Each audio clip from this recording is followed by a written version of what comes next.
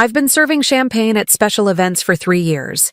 It's decent money, better than retail, worse than anything requiring a degree I don't have. You show up, put on the black vest and white shirt, smile politely, circulate with trays of wine and tiny appetizers that cost more than my rent. Rich people talk around you like you're furniture. Invisible. That's fine. I'm good at being invisible. Been doing it since I was 6 years old. I work for Elite Events Catering. And tonight, I'm working on the opening of a new exhibition at the Duncan Gallery. High-end gallery. Expensive art. Expensive people. Just another Thursday for me. Except tonight I saw something that changed everything. I saw a painting I made when I was 6 years old, being sold for $150,000. Have you ever seen something from your past you thought was lost forever? Share your thoughts in the comments. The gallery was packed. Opening night of Voices Unheard Outsider Art Collection. I'd read about it in the event brief. Art by unknown creators, children, homeless people, self-taught artists. The kind of art rich people buy to feel cultured and compassionate. I adjusted my vest, picked up a tray of champagne flutes, started circulating, smile, offer drinks, move on. A woman in a designer dress took a glass without looking at me. This collection is extraordinary, Victor. Victor Duncan, the gallery owner, 60-something, silver hair, expensive suit. He looked like money. Thank you, Margot. I've been curating this collection for decades. Each piece tells a story. And the provenance? Verified. Each piece comes with documentation of origin, orphanages, group homes, street markets. I've spent years tracking down these works. Lies. I didn't know that yet, but I would. I moved through the crowd, offering wine, picking up empty glasses. Then I turned a corner and saw it. The painting. I stopped, nearly dropped my tray. It was small, maybe 12 by 16 inches, watercolor and crayon on paper, framed in expensive-looking dark wood. The image was abstract, swirls of blue and yellow. 2 figures, crude, childlike, one tall, one small, holding hands, or maybe just touching. Hard to tell. It was the kind of painting a 6-year-old makes, but in the bottom right corner, barely visible, were 3 letters in green crayon. A.N.G. Angela, my mother's name, and in the top left corner, a date. Faded, but there. 5/12/2003, May 12th, 2003. My 6th birthday. My vision blurred. My hands started shaking. I made this painting. I made it for my mother. I remember the kitchen table, the watercolors she'd bought me from the dollar store, the way she smiled when I showed her. It's beautiful, baby. It's us, right? You and me? Yeah, Mama, always together. I remember her hugging me, kissing my forehead. That was the day before they took me away. I stared at the painting, at the little placard next to it. Untitled, Mother and Child, Artist Unknown, C. 2003. Found at St. Catherine's Children's Home, $150,000 my painting. My painting was being sold for $150,000, and I was serving champagne to the people admiring it. I needed to move. People were staring. I was standing still, blocking the view. I forced my feet to work, walked to the back hallway, found the staff bathroom, locked myself inside, sat on the closed toilet lid, put my head in my hands, breathed. That painting. I made that painting. I knew I did. I remembered making it. I remembered every detail. The blue was the sky. The yellow was the sun. The 2 figures were me and my mom. I'd written Ang because I couldn't spell her whole name yet. And I'd written the date because she'd taught me how to write numbers. I was so proud of it. And the next day, the social worker came, Mr. Duncan. I remember him now. Thin. Smiled too much. Said my mom wasn't taking good care of me. She was. She loved me. She was just poor. And alone. And working 3 jobs to keep us fed. But that wasn't enough for him. He took me, put me in foster care, and he took the painting. I remember. I was crying, holding the painting. He said, "I'll keep this safe for you, sweetheart. You'll get it back." I never saw it again. Until tonight. I stood, washed my face, looked in the mirror. 22 years. I'd spent 22 years in the system. 7 different foster homes. Aged out at 18 with nothing. And Victor Duncan had my painting, was selling it for $150,000. I walked out of the bathroom, straight to the painting. Victor was standing nearby, talking to a couple. Potential buyers, probably. I walked up to him. "Sir." He turned, looked at me, didn't recognize me. Why would he? I was just staff. "Yes? This painting? I drew it when I was 6? He blinked. The couple looked at me. "Excuse me?" Victor said. "This painting.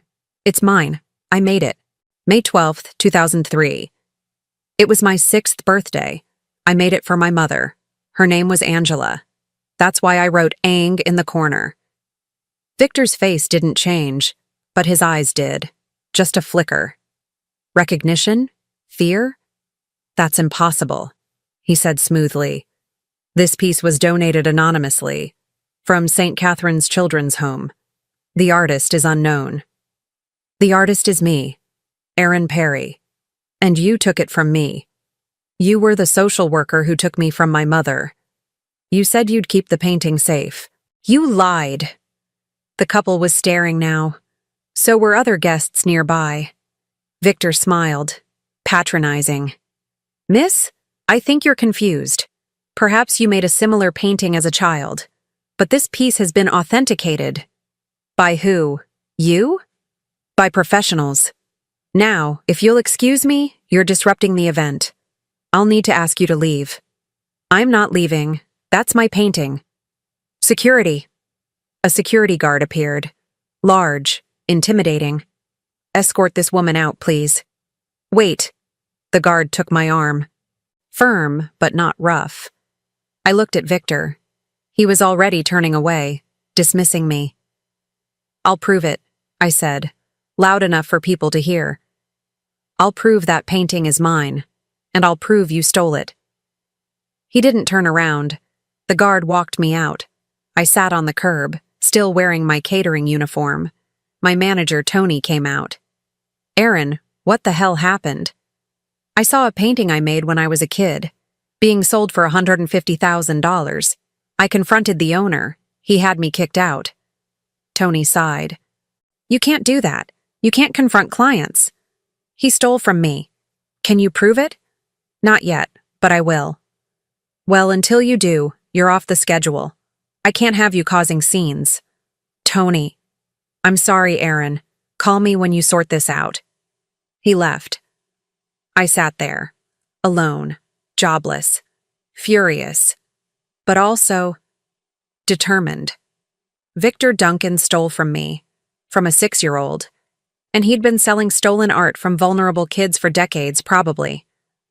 I was going to prove it, and I was going to destroy him. Next morning, I went to the library, used the public computers, searched for Victor Duncan plus social worker, found him, licensed in New York, 1985-2005, worked for the state, Child Protective Services. Then, in 2005, he left social work, opened Duncan Gallery, specialized in outsider art, convenient. I kept digging, found articles. Duncan Gallery features rare collection of children's art. Victor Duncan's eye for undiscovered talent. How one man preserves the voices of forgotten artists. Forgotten artists. Right. Stolen artists. I needed proof. But how? I didn't have the original painting. He did. I didn't have photos of me with it. We didn't have a camera back then. We were too poor. But I had something. I had my memory, and I had details. The painting had more than just Ang and the date. On the back, I'd written something, in crayon. I remember. I'd written, "For Mama, Love Aaron. If that painting was really mine, that writing would still be there. On the back. And Victor wouldn't even remember it. I just needed to see it. Prove it. But how? 2 days later. I called the Duncan Gallery, asked to speak to Victor. Receptionist, may I ask what this is regarding? I'm interested in purchasing a piece from the Outsider Art Collection, the Mother and Child watercolor. Oh, wonderful. Let me connect you to Mr. Duncan. A pause. Then, this is Victor Duncan. Mr. Duncan, my name is Claire. I'm interested in the watercolor piece, the one with the mother and child. I'd like to examine it before making an offer. Of course. Are you a collector? My family is. I'm new to this, but I have a budget of $200,000 for the right piece. His tone warmed. Excellent. When would you like to come in? Tomorrow? Around 2 p.m.? Perfect. I'll have the piece ready for viewing. I hung up. Tomorrow. I'd see the back of that painting, and I'd prove it was mine. Next day, I stood outside Duncan Gallery. I'd borrowed clothes from my roommate. Nice blazer, dress pants, big eccentric glasses. Looked like someone who could spend $200,000 on art. I took a breath, walked in. The receptionist smiled. Can I help you? I have an appointment with Mr. Duncan. 2 p.m. Claire? Pine. I made up the last name on the spot. Of course. One moment. She called back. Moments later, Victor appeared. He looked at me. For a second, I thought he'd recognize me. But he just smiled, professional, welcoming. Ms. Pine, pleasure to meet you. Thank you for seeing me. Of course, you're interested in the mother and child piece? Yes, I'd like to examine it closely, if that's all right. Absolutely, follow me. He led me to a private viewing room, small, well lit, a table in the center. The painting sat on an easel, under soft lighting. My painting. My chest tightened, but I kept my face neutral. Beautiful, isn't it? Victor said. There's something haunting about it. The simplicity, the emotion. It's remarkable, may I? I gestured toward the painting. Please. I approached, studied it up close, the blue and yellow swirls, the two crude figures, the letters Ang in the corner, the date. The provenance says it was found at St. Catherine's, I asked. Yes. 2003. A staff member was cleaning out old storage, found several pieces by children. This one stood out. Liar. May I see the back? He hesitated. Just a flicker. The back? Yes. I like to see the full piece. Sometimes there are marks, signatures, things that add to the story. Of course. He carefully lifted the painting off the easel, turned it around. The back of the frame was sealed, brown paper backing. It's been professionally framed, he said, to preserve it. The backing protects the original paper. I understand, but I'd like to see beneath it before I make an offer. That would require removing the backing, which could damage. I'll take that risk. I'm serious about purchasing, but I need to see everything first. He studied me, calculating. Finally, very well. Let me get my tools. He left the room. I stood there, heart pounding. This was it. If my writing was on the back, he'd see it, and he'd know I was right. But would he admit it? Or would he destroy the evidence? Victor returned with a small toolkit. He set the painting face down on the table. Carefully, he began removing the tiny nails holding the backing in place. I watched, silent, barely breathing. He peeled back the brown paper. And there it was, the back of the original watercolor paper, faded, yellowed, but visible. In green crayon, childish handwriting. For Mama. Love, Aaron. Victor went very still. I leaned closer. What does that say? He didn't answer. It says, for Mama. Love, Aaron, I said. doesn't it? He looked up at me. Really looked. Recognition dawned. You. Me. You're the girl from the opening, the caterer. My name is Erin Perry, and you took me from my mother 22 years ago. You took this painting from me. You said you'd keep it safe, and now you're selling it for $150,000. That's not... This isn't... My name is on the back. Love, Erin. That's me. This is my painting. You can't prove that. I just did. My name. Right there. He stood, stepped back. Lots of children are named Erin. This could be anyone's. May 12th, 2003. My 6th birthday. I made this for my mother, Angela Perry. You came to our apartment the next day. You said she wasn't fit to take care of me. You took me, and you took this painting. I was crying. You said you'd keep it safe for me. His face had gone pale. I don't know what you're talking about. Yes, you do. You need to leave. I'm not leaving. That's mine. You stole it. I acquired it legally, through proper channels. You stole it from a 6-year-old. Get out, or I'm calling the police. Good. Call them. I'll show them the back of the painting, my name, my mother's name, the date. And then I'll tell them how you were my social worker, how you took me from my mother and took this painting the same day. That doesn't prove theft. It proves you lied. You said the artist was unknown, but you know exactly who the artist is. Me. And I guess you've been profiting off stolen work from children for years. You have no proof of that. Not yet, but I'll find it. Security! The same guard from the opening appeared. Victor pointed at me. She's trespassing. Remove her. I grabbed my phone, took photos, fast, of the painting, of the back, of the writing. The guard took my arm.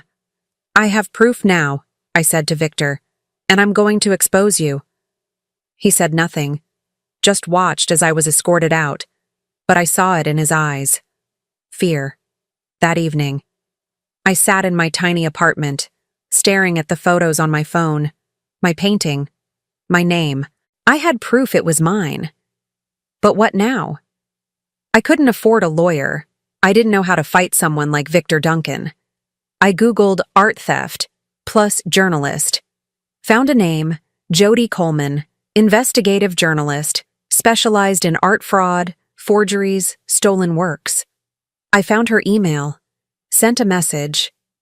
Ms. Coleman, my name is Erin Perry. I have evidence that Victor Duncan, owner of Duncan Gallery, has been stealing and selling artwork created by children in foster care.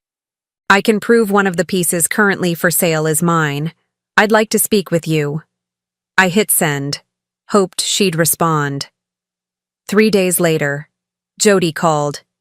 Erin Perry? Yes? This is Jody Coleman. I got your email. Tell me everything. I did. Start to finish. The painting. Victor taking me from my mother. The promise to keep it safe. Finding it at the gallery. The writing on the back. Jody was silent for a moment. Then, do you have photos? Yes. Of the painting. And the back. With my name on it. Send them to me. Now. I did. Another pause. Erin, I've been investigating Victor Duncan for 2 years.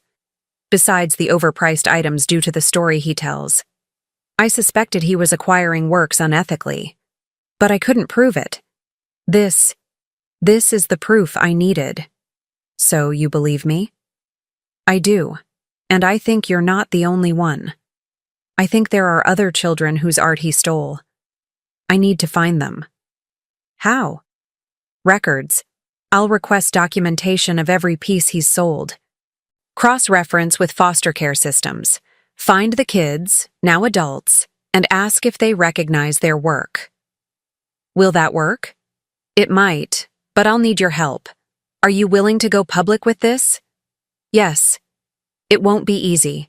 He'll fight back. He has money, lawyers, reputation. I don't care. He stole from me. From kids who had nothing. He needs to be stopped. Okay, let's do this. Jody worked fast. 2 weeks later, she found sales records from Duncan Gallery via state grants and audits. Found over 200 pieces of outsider art sold in the past 20 years. She cross-referenced. Found patterns. Many pieces dated from 2000-2005, when Victor was a social worker. Many were labeled found at children's homes or acquired from estate sales of former foster children. Jody started making calls. She found 5 people who recognized their childhood artwork being sold by Duncan Gallery. 5 people who'd been in foster care. 5 people Victor had been the caseworker for. One of them was Gary. Jody arranged a meeting. Me, her, and Gary. We met at a coffee shop. Gary was 35, looked tired, but determined.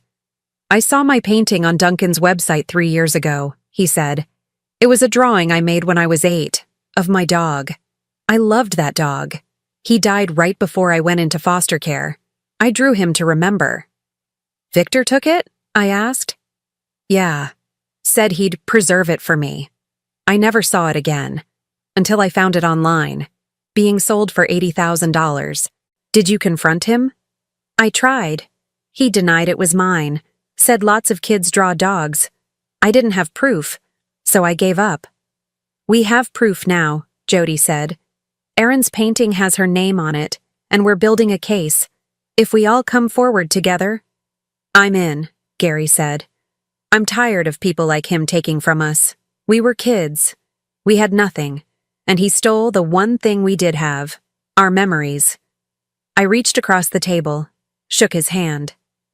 "Thank you." 3 weeks later, Jody published her article, "Stolen Childhoods: How One Gallery Owner Profited from Foster Children's Art." It went viral. She laid out everything: Victor's history as a social worker, the timeline, the 5 of us, me, Gary, and 3 others, testifying that our art had been taken and sold, photos of the paintings, proof of our identities, statements from former foster care workers confirming Victor had access to children's belongings. The art world erupted. Duncan Gallery was flooded with calls, protests outside, buyers demanding refunds. Victor released a statement. "These allegations are false. All works were acquired legally and ethically." But the evidence was overwhelming. The district attorney opened an investigation. 1 month later, I got a call from the DA's office. "Ms. Perry, we've gathered enough evidence to charge Victor Duncan with theft, fraud, and exploitation of minors. We'd like you to testify." "Yes, absolutely." "There's something else. We've been investigating his records. We found documentation related to your case, your removal from your mother's care." My heart stopped. "What kind of documentation?" "Reports, court filings, and records of your mother's attempts to regain custody." "She tried?" "Yes, for 4 years. She filed petitions, attended hearings, completed parenting classes, everything the court asked. Why didn't she get me back?" The caseworker, Victor Duncan, repeatedly filed reports claiming she was unfit, that she'd missed appointments, failed drug tests. But we found inconsistencies, dates that don't match, test results that were never actually conducted. "He lied?" "It appears so. We believe he fabricated reports to keep you in the system." "Why would he do that?" "We don't know for certain. But he may have profited from the foster families." I felt sick. He kept me away from my mother because he received money from foster families? It's one theory we're investigating. Not only money, we think he had access to some art you draw there too. What happened to her? My mother? Silence. "Ms. Perry, your mother passed away in 2007. Pneumonia. She was hospitalized but didn't seek treatment in time. According to medical records, she'd been suffering from severe depression." My world tilted. She died? I'm very sorry." I couldn't speak. "There's more. Before she passed, she wrote letters to the court, begging to see you. She kept every drawing you'd made before you were removed. She had them in a box. When she died, Her belongings went to the state. We found the box.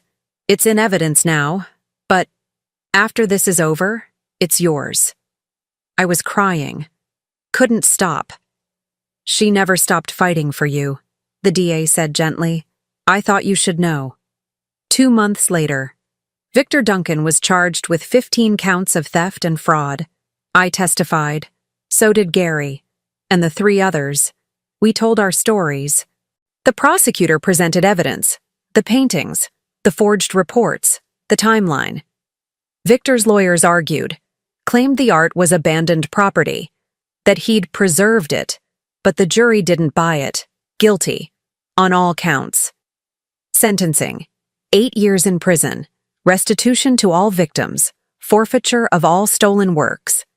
The judge looked at Victor. You were entrusted with the care of vulnerable children, and you exploited them. For profit. There is no excuse for what you've done. Victor was led away in handcuffs. I watched him go and felt empty. Not triumphant, just sad. 3 months later, the DA's office returned my painting and the box of drawings my mother had kept. I sat on my apartment floor, opened the box, dozens of drawings, crayon, marker, watercolor, all from when I was 5, 6 years old. And at the bottom, letters. Letters from my mother to the court. Please let me see my daughter. I'm doing everything you asked. I got a better job. I have stable housing. I completed the classes. Please. She's my whole world. I miss Erin every day. I think about her constantly. Is she okay? Is she happy? Please tell her I love her. Please tell her I'm trying. I'm sick. The doctor says I need to rest, but I can't rest. I need to get Erin back. That's all that matters. The last letter was dated 2 weeks before she died. I don't think I'm going to make it. I'm too tired. But please, someone, tell Erin I loved her. Tell her I never stopped fighting. Tell her I'm sorry I couldn't bring her home. I held the letter, sobbed. She'd loved me. She'd fought for me. And I never knew. Jody helped me find my mother's grave. Small cemetery. Modest headstone. Angela Perry, 1975. 2007. Beloved mother. Someone had paid for it. Maybe the state. Maybe a charity. I knelt down. Set the painting against the headstone. The painting I'd made for her. The last thing I'd given her before Victor took me away. Hi, Mama, I whispered. I'm sorry it took me so long to find you. I didn't know. I didn't know you tried. I didn't know you fought for me. The wind rustled through the trees. I got the painting back, the one I made for you. I wanted you to have it, like I promised. I traced her name on the stone. I know you loved me. I know you did everything you could, and I love you too. I always did. I wish I could have told you. I stayed for a long time, just sitting there, with her, with the painting, finally feeling connected. 6 months later, the stolen artworks were returned to their creators. Gary got his dog painting back, cried when he held it. The others got theirs. Some sold them, needed the money. Others kept them, needed the memory. I kept mine, hung it in my apartment, where I could see it every day. A reminder of my mother, of the love she had for me, of the fight she fought. Jody's article won awards. Laws were changed. More oversight, more protections. Gary and I stayed in touch, became friends. Sometimes we met for coffee, talked about our childhoods, our mothers, the system that failed us. And we talked about healing, because that's what we were doing. Finally. Healing. I don't work in catering anymore. After the trial, the restitution from Victor's assets was divided among the victims. My share, $80,000, enough to change my life. I went back to school, enrolled in an art therapy program. I want to work with foster kids, teach them art, help them process trauma. 3 years ago, I walked into a gallery to serve champagne. I saw a painting, my painting. Being sold for $150,000, I could have stayed silent, stayed invisible. But I didn't. I walked up to one of the most powerful men in the art world and said, "Sir, this painting is mine. I drew it when I was 6. He said it was impossible, but I proved him wrong. And in doing so, I found my mother again. Not in person. She was gone. But in the painting, in her letters, in the love she'd left behind. And that was enough. It had to be." Which moment hit you hardest? When Erin saw the painting? When she discovered the writing on the back? Or when she learned her mother had fought for her until she died? Share your thoughts, your experiences with standing up to injustice in the comments below. If this story about stolen childhoods, a mother's love, and fighting for justice moved you, please hit that like button and subscribe for more stories about exposing the powerful, reclaiming what's yours, and honoring the people who loved us. Don't forget to click the notification bell so you never miss our next story. Thanks for watching, and we see you in the next one.